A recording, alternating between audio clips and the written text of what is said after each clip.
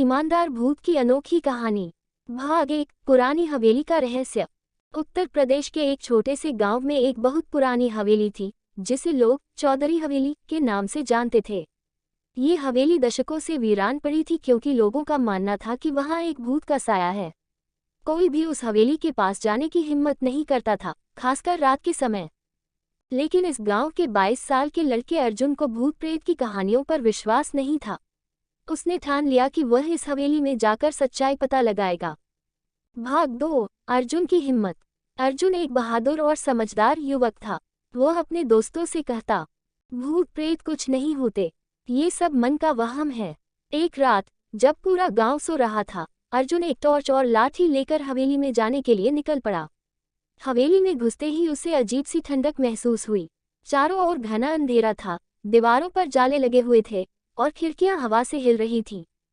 जैसे ही वह अंदर पहुंचा, एक भारी आवाज आई, कौन हो तुम? अर्जुन थोड़ा घबराया, लेकिन उसने हिम्मत जुटाई और कहा, मैं अर्जुन हूँ, मुझे भूतों से डर नहीं लगता। अगर यहाँ कोई आत्मा है तो मैं सच जानना चाहता हूँ। भाग 3। भूत का सच। तभी धुंधली रोशनी में एक परछाई उभरी।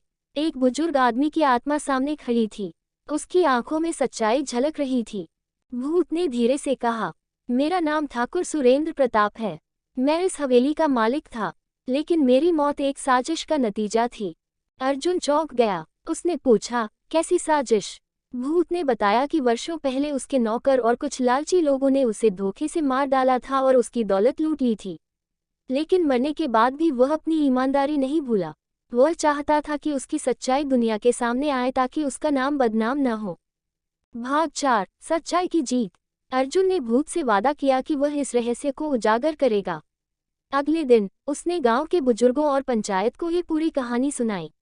पहले तो लोग विश्वास नहीं कर रहे थे, लेकिन जब हवेली में छुपा हुआ एक पुराना दस्तावेज मिला, जिसमें ठाकुर की संपत्ति और हत्या का सबूत था, तो सबको यकीन हो गया।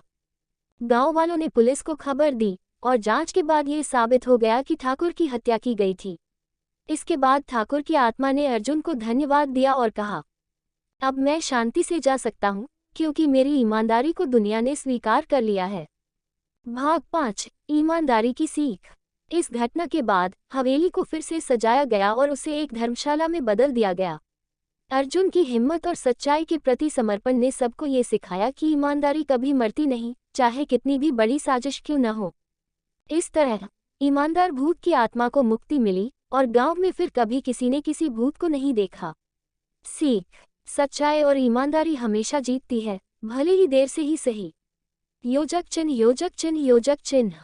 अगर आपको ये कहानी पसंद आई तो इसे लाइक, शेयर और सब्सक्राइब करें। ऐसी और दिलचस्प कहानियों के लिए हमारे चैनल से जुड़े रहें।